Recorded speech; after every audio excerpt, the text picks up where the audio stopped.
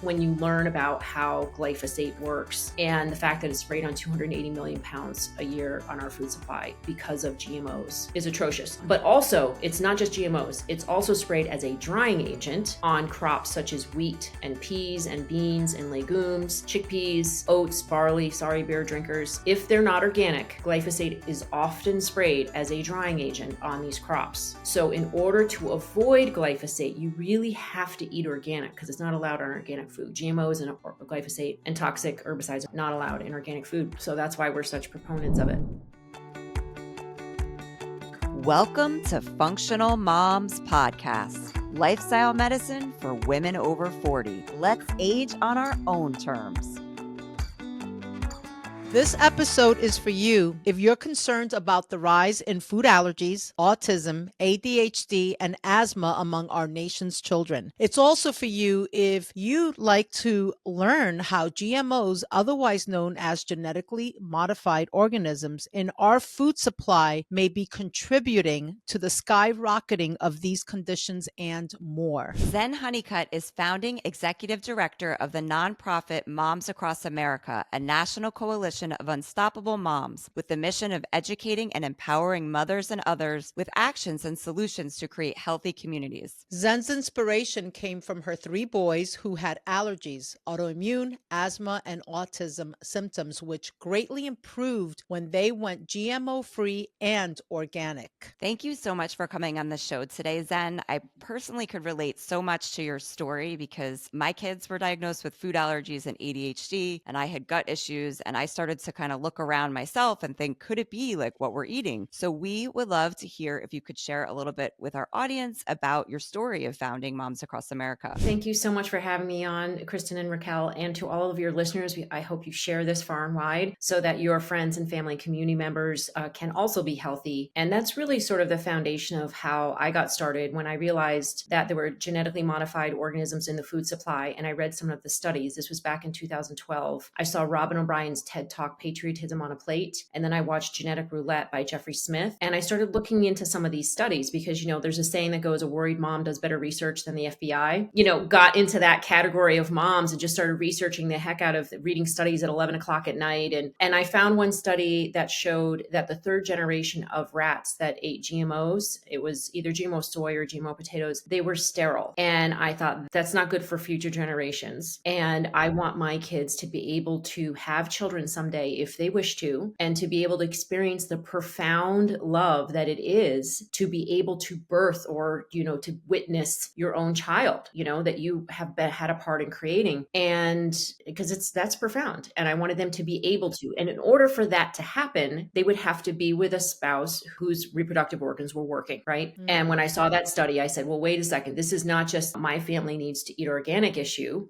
we'll get into GMOs and, why this is not just about my family. This is about the community, the greater community, because everybody needs to have access to safe, non-toxic, nutrient-dense food and organic food. And so it became a community issue. So I had an idea. It was after the Prop 37 GMO labeling initiative, which I got involved in. I just passed out flyers at a farmer's market. I had no intention of being an activist, but, with all my children's health issues, my kids had allergies, autism symptoms, autoimmune issues, asthma, rashes, all kinds of things going on that my husband and I never had. And when I learned about genetically modified organisms in the food supply, I got involved and passed out flyers. And then when that proposition failed. Could you share a little bit about that just for people that don't know about the history of that? Sure. Yeah. So it was in 2012 when I learned about GMOs and glyphosate, and not so much about glyphosate, but about GMOs. And Pam Larry, a grandmother and midwife, had started an initiative called Prop 37 in California to label GMOs because she learned that for 20 years, GMOs, genetically modified organisms such as corn and soy and sugar beets, canola, some yellow squash, some zucchini, had been in the food supply. It originally started out with tomatoes, but they didn't do well. So they took those off the market. And when she found out that there were GMOs in the food supply for almost 20 years, she was mad. I got mad. A lot of people got mad and said, wait a second, they should at least be labeled. First of all, they shouldn't be in the food supply because there's not enough testing. But second of all, they should at least be labeled. So she made an initiative where she got,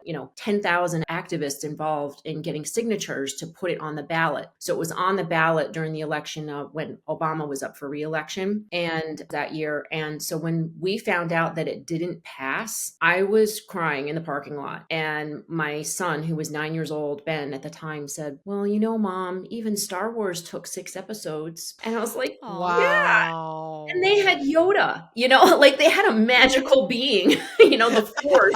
And it still took 6 episodes. Apparently now it took 9 or 12, whatever it is. It's still going on, right? Mhm. So I said, you know, maybe it's just time for a new episode. Maybe it's time for me to, instead of helping out, Wow. like take on leadership. Like what if I took on that I'm the one to transform the food supply? And I don't mean by myself. I just mean I'm not going to wait for Jeffrey Smith or Pam Larry or Robin O'Brien to do it. I'm going to Yes. have a role in transforming the food supply. What could be possible if I did that? So the next day I got an idea. It was like a download. You know, it was one of those white light moments in the shower, just like it was, what if we joined into 4th of July parades all across America? We could reach thousands locally and millions nationally on a single day with a banner that says moms across America march to label GMOs, right? Like we kept that initiative going about labeling GMOs because Oregon and Colorado and Vermont, and there were many states that were fighting to label GMOs at the time. So what if we just keep this going and we raise awareness, and there's, you know, grandpa on the side elbows his wife, Mary, what's a GMO? And why are these moms marching about it, you know? And she just says, I don't know, look it up, you know? And they Google it and they find out about Monsanto and they go down that rabbit hole of how toxic their products have been, you know, aspartame and Agent Orange. And all of a sudden now they're major owners of the majority of the seeds in our country. And then the seeds have been genetically engineered to resist glyphosate, and 80% of GMOs are engineered to withstand glyphosate, otherwise known as Roundup. And they're spraying that on our food supply at the tune of 280 million pounds a year, just on the food supply. And then that, you know, it just opens up a can of worms, and they're like, maybe we should label GMOs, or maybe we should just eat organic, right? You know, that kind of thing. And so that's what we did. I started a website and a Facebook page. I had no idea of what I was doing. I just asked people for help, got some small donations here and there. And within 4 months of putting up our Moms Across America Facebook page and website, we had a reach and social media of 300,000 a week. And we had 179 groups join into 4th of July parades in 37 states. And within 5 years, we had over 600 leaders create over 1,000 events. They're all logged on the back end of our website, and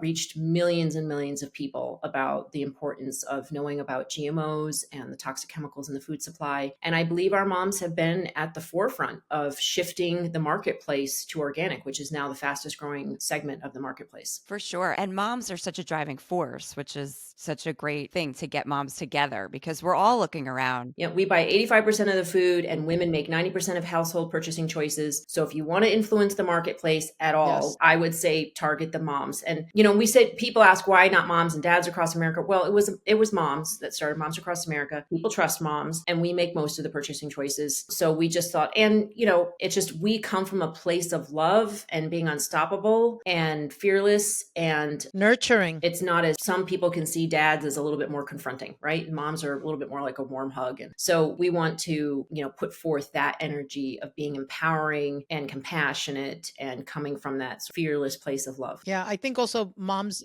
are nurturing, and you know, we care about how we're nurturing our families without this crap in our food. Yeah, because it's not nurturing to feed your family poison. Exactly. That's not nourishment. I mean, when you think of a mother, you think of a nurturing being. Like that's something that just comes to my brain immediately. Yes. Yeah. And when you're thinking about this is such a huge, I mean, you're talking about our food supply, which is really massive. This is a huge undertaking. So the more that we can learn from you and get together, I think the more we, you know, change. And obviously you're already doing that. You're out there, you know, getting this all going. So if you could explain, I guess, a little bit, because it really is not on the mainstream about the Roundup connection. You're not going to hear this on the nightly news. You really have to be in a different space. And of course, we're in the functional medicine space here. So we hear a lot about it and how important it is to buy organic and try to avoid GMOs. But if you could tell us a little bit about what it's doing to our bodies, even. Yes, that's the one thing I wanted to say about functional medicine and functional moms that I love, is that when I go to my functional medicine doctor, he delves into it. He tests and he finds out what's, like we call it, what's so, like what is the reality of what's going on. If you don't do that, you can't do anything about it. You can't be effective anyway in doing anything about what's going on. So Moms Across America is very much in alignment with that. And we've we've initiated glyphosate testing and all kinds of food testing to sort of get to the, the grounds of like what's so, and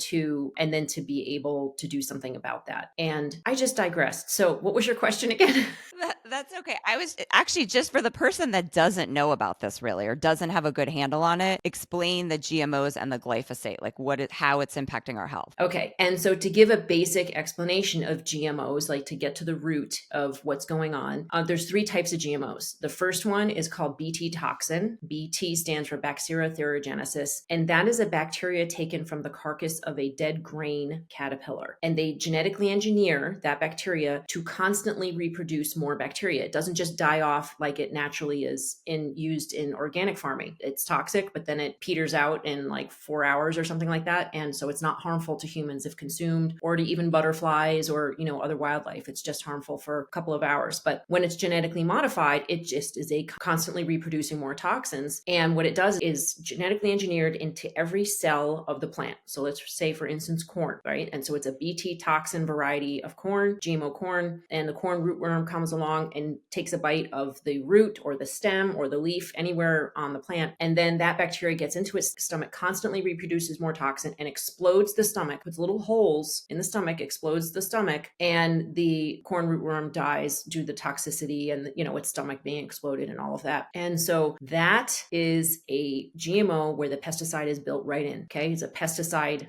type GMO. You could imagine what might be happening to our children when they eat toxin corn in the form of corn chips or tortilla, if they're not organic. You've heard about the epidemic of leaky gut with holes in our guts. You don't have to be a rocket scientist to put 2 and 2 together there and to see what's going on, right? With the rise of 400% increase in allergies, which is basically leaky gut, where the food particle gets out of the gut. The body recognizes it as a foreign substance because it's not digested and it's in the bloodstream. And so it says, oh, wheat allergy, oh, egg allergy, oh, nut allergy, oh, allergies to things our kids were eating for years, or we've been eating for thousands of generations, right? All of a sudden, there's a 400% increase in allergies. I think there's a strong correlation going on here, right? So that's Bt toxin. Highly suspicious. Yeah, Bt toxin. And then the next type of GMO is called HT GMOs. Those are herbicide tolerant. Otherwise, most of them are known as Roundup Ready. And that's 80% of GMOs are engineered to withstand Roundup. Now, they could be both. They could be Bt toxin and HT toxin, right? But this is one variety. And so the HT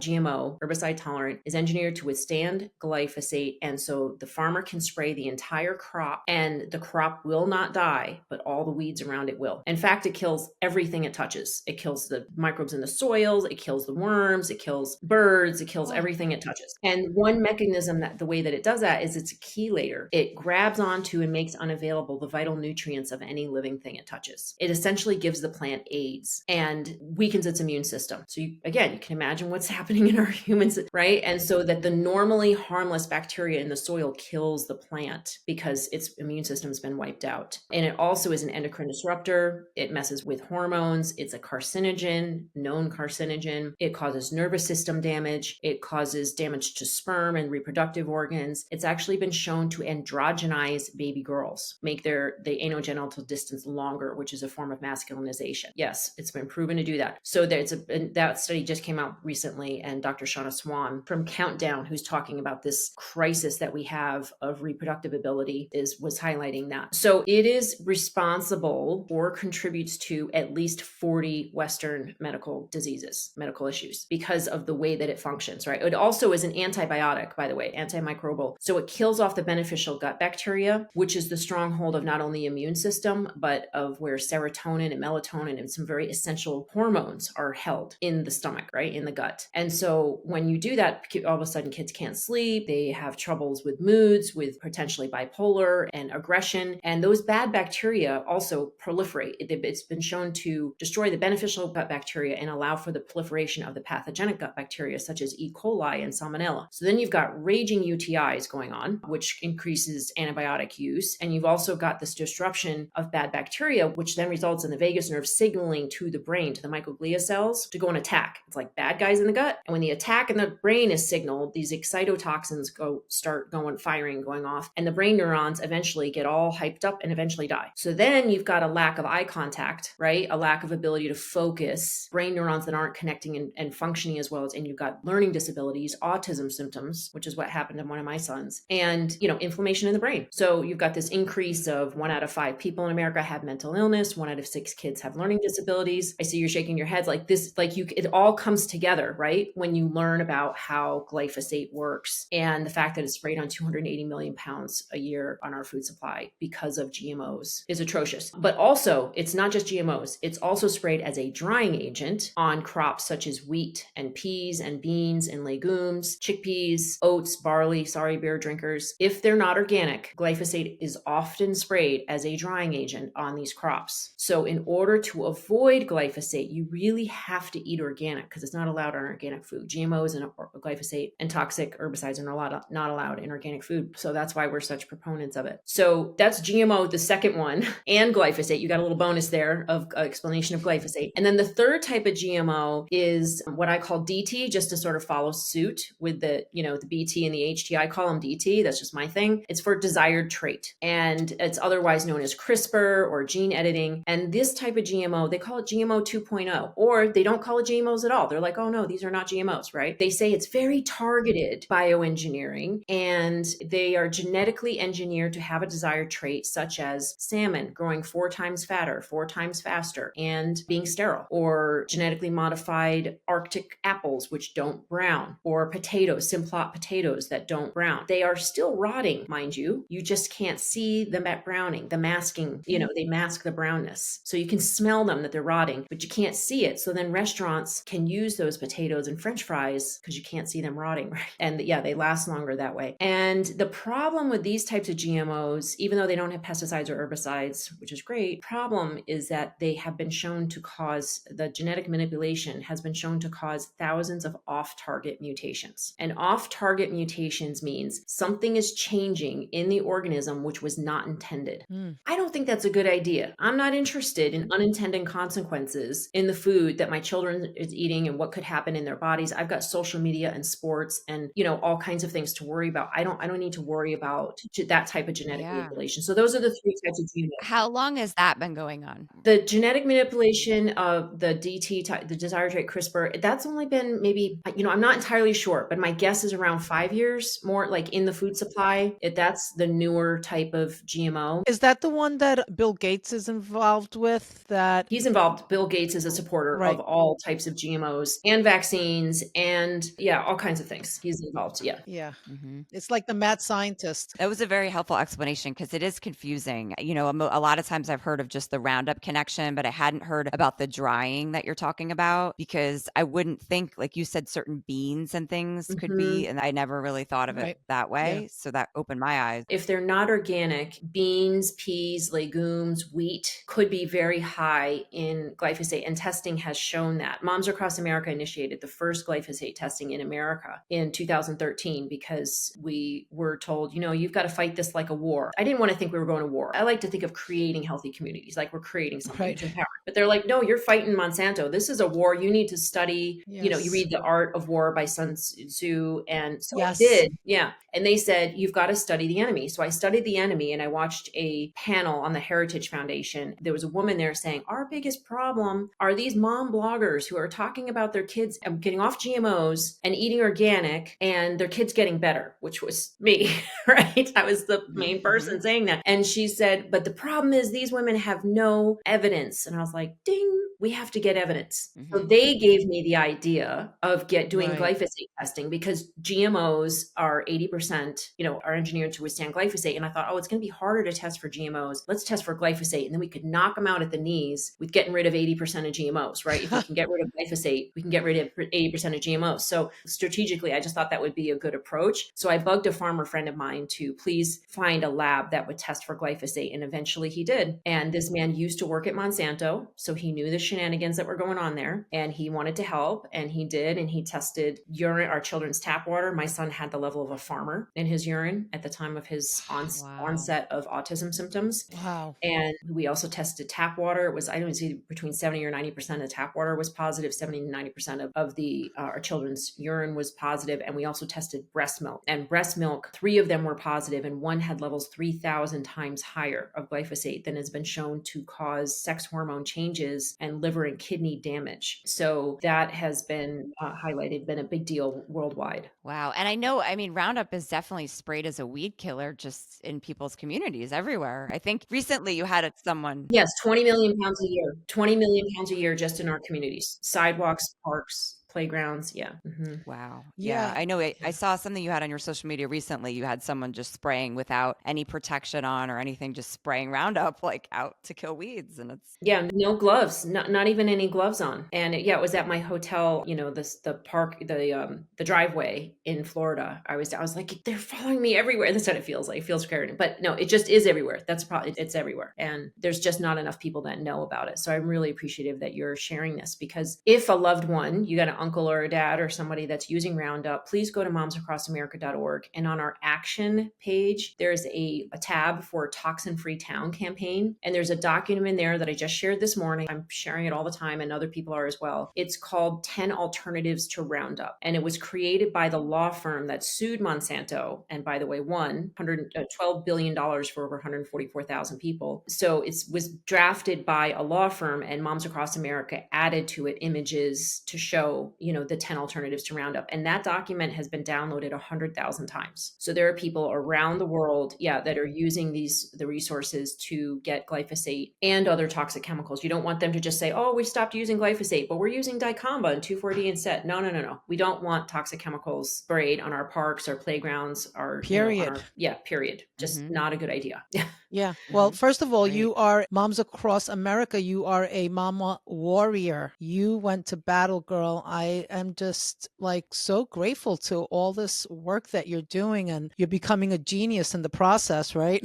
Well, you have to learn quick, because, Yeah. like one time I debated a Nobel laureate who was a professor at UC Davis, and I had to bring it. I really had to bring it. He was one of the developers of the BT toxin, and you have to know the science. First, of course, they're saying, oh, these moms are anti-science. Well, that's actually not true. And we love science, and we're actually now generating the science by doing the testing that we're doing. And we are showing results. We have hundreds, if not thousands of moms told us that when their kids go organic, when they get off GMOs and, these toxic chemicals, their kids get better. 80 to 90% of their symptoms improve. They get their productivity back, their potential. There's a movie called Secret Ingredients that I'm in, and Kathleen D. Chiara is the star of that movie. And she says that she doesn't believe that all children with autism can recover just by going organic, right? That they may have other issues going on too. But she doesn't believe that any child can recover from autism unless they go organic, because the introduction of those toxins into the gut continuously feeds the fire, the inflammation. And so you think about it, if you want to put a campfire out, you don't just add a teaspoon of fuel,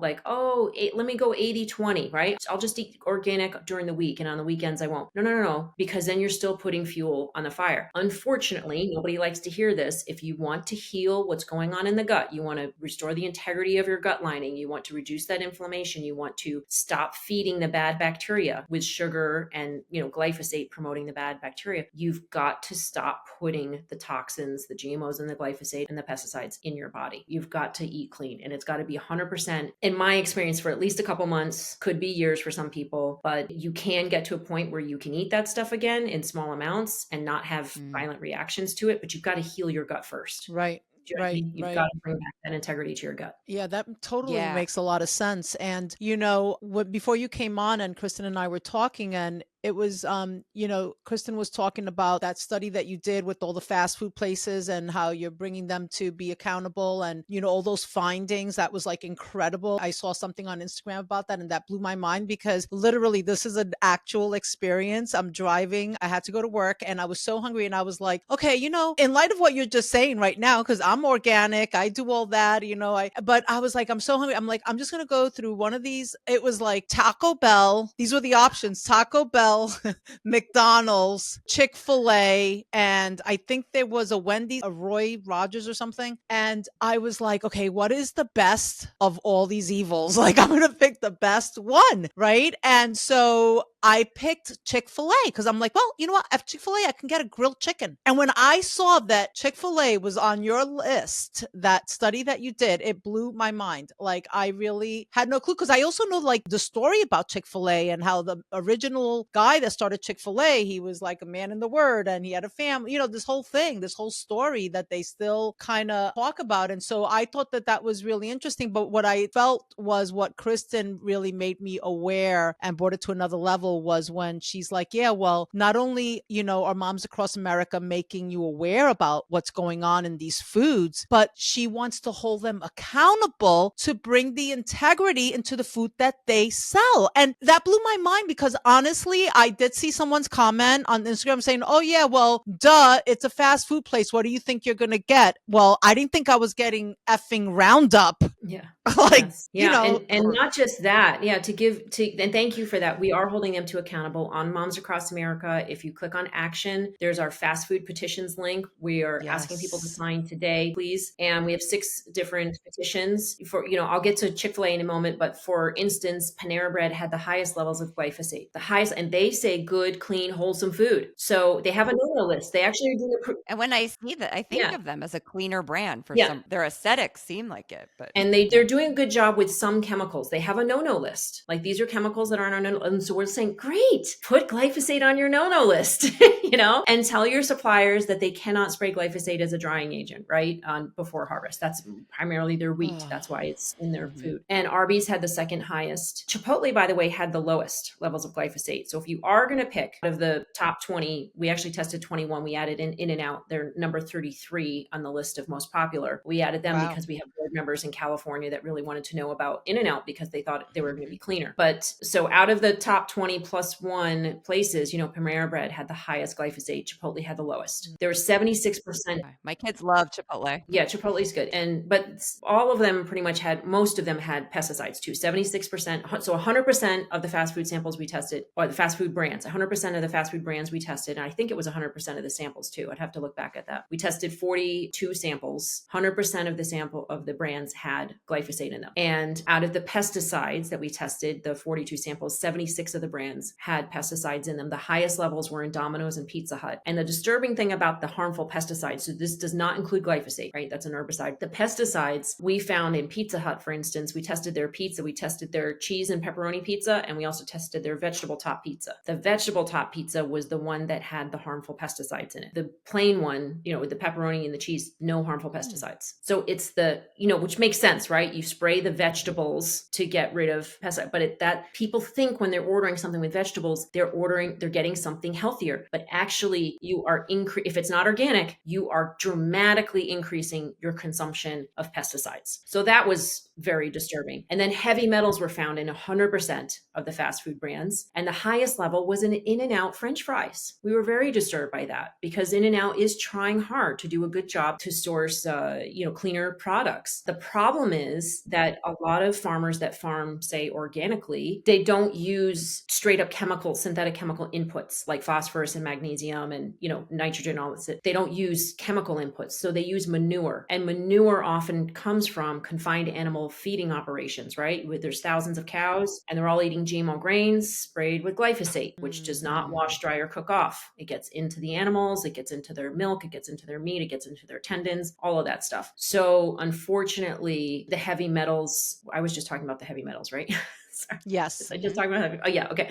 So unfortunately, the pesticides contain heavy metals because they contain ingredients from big oil sludge, right? So that oil, the petroleum products contain heavy metals. They get eaten by the animals. Again, those heavy metals don't just go away, and they go in their feces and they go into the soil where organic farmers farm. And so some organic foods, especially sweet potatoes and potatoes, can have even higher levels of heavy metals than conventional, unfortunately. Wow. Okay, that's very surprising. right, that's it's like you think you're buying organic and you're still getting to you. It could. It's not across the board, but it could be. There could Right, be. And right, that's the only explanation that we can come up with right now. And then right. the other thing we tested for was veterinary drugs and hormones. And that's where we found 40 to 60% of the top 10. We only tested 10 because it was very expensive. 40 to 60% of them contained antibiotics that can cause the hind legs of dogs and horses to go paralyzed. It's very toxic. Yeah. 40 to 60% of these top 10 fast food brands that were tested. And then we found an aviary contraceptive in the Chick-fil-A sandwich. So that's why you brought up Chick-fil-A, Raquel, right? It was an Yes. aviary contraceptive that we found. It's also an anti-parasitic for a very common chicken disease I think it's called cocciditis. I might not be pronouncing that right, but it's a very common chicken disease. But that anti-parasitic can only be given to chickens who are meat birds, not who are egg birds, because if they give it to egg birds, it will prevent them from laying eggs. And it's commonly used on pigeons and geese, around airports and state capitals and places like that. So it's a commonly known aviary contraceptive, and it was found in the Chick-fil-A sandwich. And when we look back at our data from school lunches that we tested the year before, we found it in 4 samples of school lunches. That's 10% of the That's samples were positive. horrendous. Yes, and this could be being consumed on a daily basis by our children with unknown human effects, right? And the EPA. Yeah, I was going to say, what would that do? Like, could that affect your fertility I as would you think our grow? taxpayer dollars should be going towards finding out what they're doing, right? To what that could be Mm-hmm. doing to our children, instead of going towards, creating more chemicals and more. Feels like there's an agenda, honestly.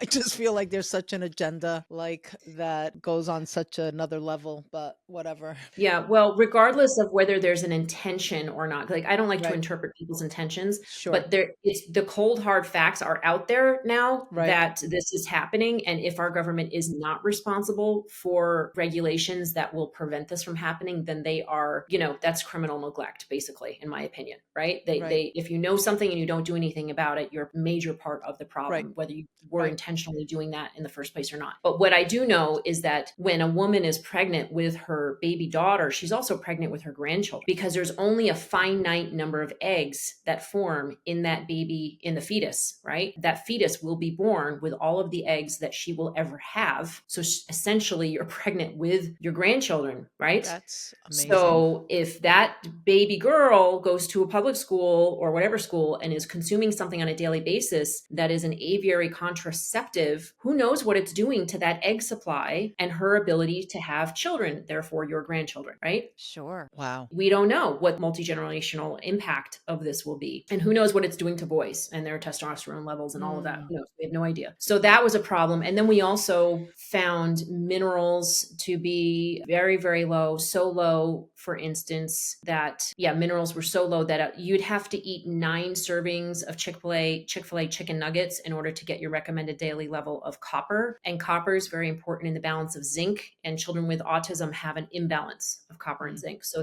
I just thought that was, statistic was important to know. And also, we found 0 levels of vitamin B9 and B12, very important for prefrontal cortex decision making good decisions. And we found such low levels of vitamin B3 that you would have, as women, would have to eat 333 Chick-fil-A sandwiches in one day in order to get your recommended levels of vitamin B3. And a man would have to eat 380. So I call that the high cost of cheap food, right? You're really not getting the nutrients and the food that you would, not even anywhere near of what you would need in order to function properly as a human being. And we're just not thinking of it that way. Like, you're thinking, well, it's a sandwich. How bad can it really be? It has some protein and some carb. It's just, you're not thinking of it that way. So when you break it out like that, you really realize how little nutrients you're getting out of the food. And so many kids live on this. Like, many families eat this a couple times a week. Well, that's the point. That's why we tested fast food, because we found out actually fast food suppliers supply the school lunches. And for some kids, that's the only food they eat all day, is they eat breakfast and lunch at the school. And it's being supplied by Domino's and Pizza Hut and Taco Bell and, right, the burger companies. And so we were like, well, we got to get to the source of that. And we found out the school lunches were, 93% positive for glyphosate, 100% positive for heavy metals, very low in minerals. And so this is really a health epidemic that could be preventable if we had access to safe, non-toxic, nutrient-dense food. And I want to give you a couple of examples of why the nutrients are so important. Okay. So vitamin B3, let's focus on the vitamin Bs for a moment. Barbara Reed Stitt, who wrote a book, Food and Behavior, A Natural Connection. She's a Lifetime Achievement Award winner. She studied food in America for about 20 years, and her studies were a year long, right? And thousands of people, and highly credible in the nutrition, field. And she found that in prison systems, when the one thing that they all bragged that they had in common, the parolees, the criminals, and the serial killers, the one thing that they all had in common was that they bragged that they lived on junk food. Like, I only eat, these types of frozen foods or fast food and soda and, things like that. And so it was not their race or their, background, or that they lived in urban cities, whether they were rich or poor or black or white, they bragged that they lived on junk food. And they had very low levels of vitamin B. And B, again, as I said, is essential for prefrontal cortex development and good decision making. And when she switched out the junk food in the prisons, all the processed foods and the sugars and all of that, to wholesome foods, the recidivism switched. Instead of 70% going out and coming back in, 70% went out and stayed out. So that switched. And then there were other studies, I believe there were hers, might have been other people's as well, when they supplemented a prison where they document aggressive behavior, right? They had been documented before, they documented it during. There was a 50 to 70% drop of aggressive behavior within 2 weeks with supplementation of vitamins and minerals. And so it's shown to reduce aggressive behavior. And that is also mimicked in a study out of the University of Strasbourg in Germany, where there was a farmer that noticed a decline of the hamster population in his cornfield. Very caring farmer, apparently. They cared about the hamsters. And I guess they're a food source for other animals and stuff too. So he reported this to the local University of Strasbourg. They came out and studied these hamsters, and they noticed that the soil was like sand. There was hardly any nutrients. It was a monocrop cornfield. We know what that means: pesticides and herbicides, right? Probably GMO. And so they noticed that the mother hamsters had a very disturbing behavior. They were eating their young on the first day of life. They were cannibalistic hamsters. And when they tested these cannibalistic mother hamsters, they found that they were completely devoid of, guess which vitamin? Vitamin B3. And when they administered vitamin B3, the cannibalistic behavior completely stopped. Wow. So I think that our politicians should really divert their attention from creating more gun laws that criminals are not going to follow anyway, and actually focus on creating laws that require nutrient-dense, safe food in access in schools and, hospitals and all across America. And we've had moms who have made that effort to do that. Even though the government is not doing it, they made the effort to do that. One was a single mom, low income, 4 kids, Hispanic, in Santa Ana, California, who called me, and she said that I needed to know that what her story, because she wanted me to continue telling people about what's going on in the food supply, because her son, when he was 8 years old, 8 or 9, I forget now, but 8 or 9 years old, he was in a public school and he had mental health issues, and she told them, ignored her. And then one day they called her and said, you need to come pick up your son from school because he just threatened to blow up the school and kill everybody in it with a bomb. And she said, well, I told you he has mental health issues. He needs help. And they said, okay, we'll send him to a psychiatrist. So they did. And the psychiatrist assessed him and said, here's your SSRI, your antidepressant drug. And she said, isn't there anything else that we can do? And he said, well, have you looked at the food you're feeding him? And she said, no, what do you mean? He said, what are you feeding him? She said, hot dogs, pizza, tacos, like whatever I can get into him, standard American diet. He's very picky, which is very common with kids with mental health issues. And he said, well, you could either,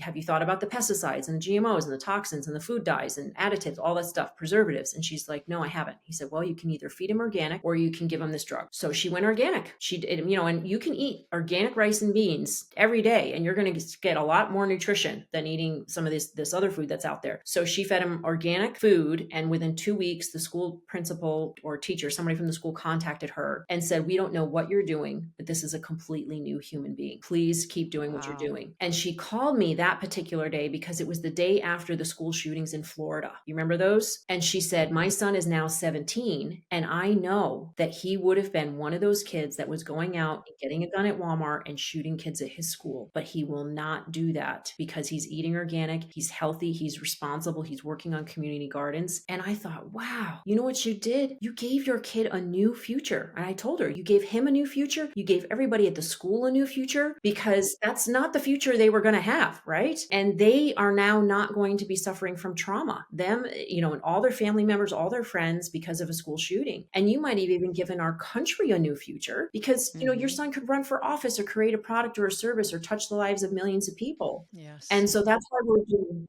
Okay, so that story should be everywhere. It should be on every news channel. Everybody should hear that. This is how we solve the violence problem in America, is getting nutrient-dense, safe food, into our children's mouths. That's it. That should be the number one focus in order to protect the viability, the power, the potential, and the future of our great country. It should start with nutrient-dense, safe, non-toxic food for our children, period. That is Best so thing to do. great. So, we have a question here, and maybe this is in alignment with what you're saying. What can we do as moms in our own communities, right? And I know what you just said, to support your mission and ensure better quality food for our kids. And I know we can buy organic and such. And I guess maybe another thing is like that petition that you were talking about, making these fast food places accountable. Another thing I'm thinking of is, like our inner city moms, moms that maybe don't know a lot. Like, you talked about that mom that, had no clue. She was just feeding her kid hot dogs, a standard American diet. What else do you think like we can do in our communities to support your mission, which is our mission, like as moms? Well, you can get involved. Donations are always welcome. We need them for more testing. We would really appreciate that. We have our Moms Connect call on Monday nights as well. You can come on our Moms Connect calls and ask questions, get involved. Yeah, those are Monday nights at 7 p.m. Eastern time. You get involved. You get the invitation by joining our newsletter. So just go to momsacrossamerica.org and click on Connect and sign up for our newsletter, and you will get an invitation on Mondays. We usually set it out around noon or 3 o'clock, and the call is at 7 o'clock that night. And so we send out a reminder saying, and we have guests on all the time, and we go over the news, and you can give ideas, share with people. I always learn something new from the people that are on the call, which is fantastic, and everybody does. And you can also, sign our petitions, and you can do things like I just talked to a mom in Southern California yesterday who, was frustrated because the fast food testing, which by the way, also revealed that there was butanediol in 47% of the fast foods out there. And that's a central nervous system depressant drug that causes aggressive behavior, combativeness. It's right on the description. It can cause combativeness. So she was a wealthy woman who was saying, my wealthy friends don't necessarily care about the fast food testing because they don't eat that. And I said, yeah, but do they care about having their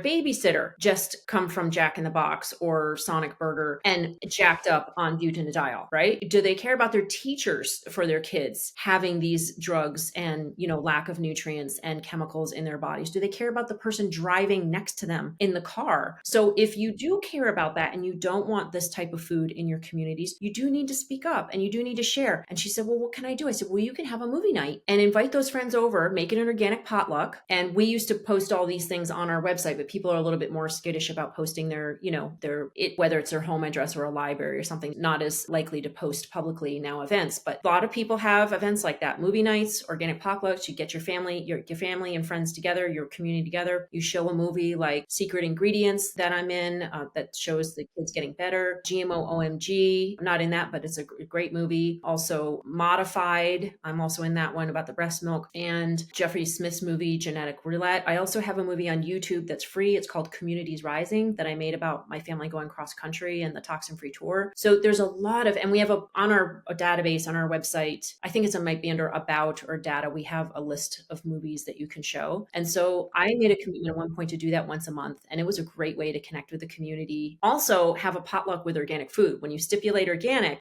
people make a little bit more of an effort and they're like, what can I get that's organic? And they go, and then they just start looking for it in the store. And they're like, okay, maybe I'm not going to cook something, but I'll bring organic lemonade, you know? It's like at least they're making that effort to purchase organic. Wow. Yeah, that's a great idea. I love that, just getting together, kind of grassroots community. That's amazing. Mhm.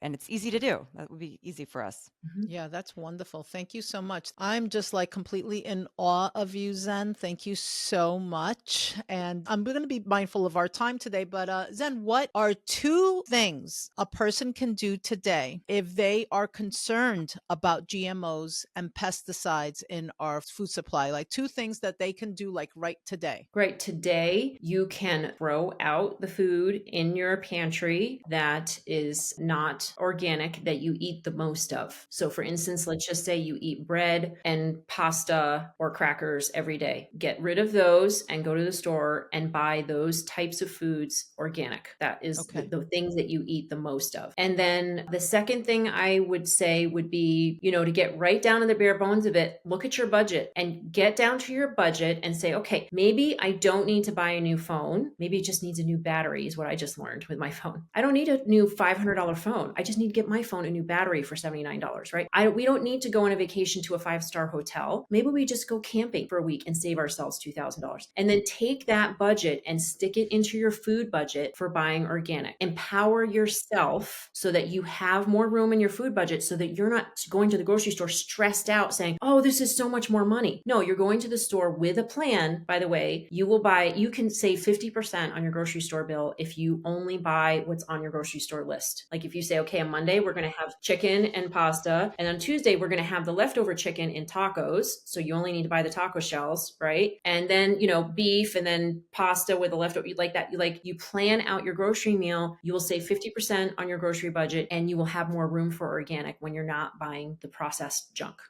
Those are great tips. I have one question. If it says Project GMO verified, like non-GMO verified, is that a safe label? Like even if it's not technically organic? That's a great question. We are so grateful for Non-GMO Project Verified for raising awareness about GMOs. They did a great job with that. And we're super appreciative that they test for GMOs. That's not an easy thing to do. And they do verify that less than 9.9% of the ingredients are GMO. They've actually verified that. So the Non-GMO Project Verified label is good for knowing whether or not there are GMOs in it, but it has nothing to do with glyphosate and toxic chemicals. So you can have Non-GMO Project Verified, cereal, breakfast cereal that's loaded with glyphosate. So what it has to be, if you want to avoid glyphosate and GMOs, is USDA organic or CCOF or some type of organic, real organic project. There's regenerative organic. There's all kinds of labels that are more about organic. It has to have an organic label and the Non-GMO Project Verified if you want to really strictly to avoiding GMOs and glyphosate and toxic chemicals. If you just trust your farmer, if you know your farmer and trust your farmer, that works for me too. Doesn't have to be verified. If you just know that your farmer doesn't use those things, that's awesome. I would support your local farmer much faster, and that's much better for the nutrients. You lose nutrients every day that the food has been off the vine or off the tree. You're losing a dramatic number of, I don't know what the exact percentage is, but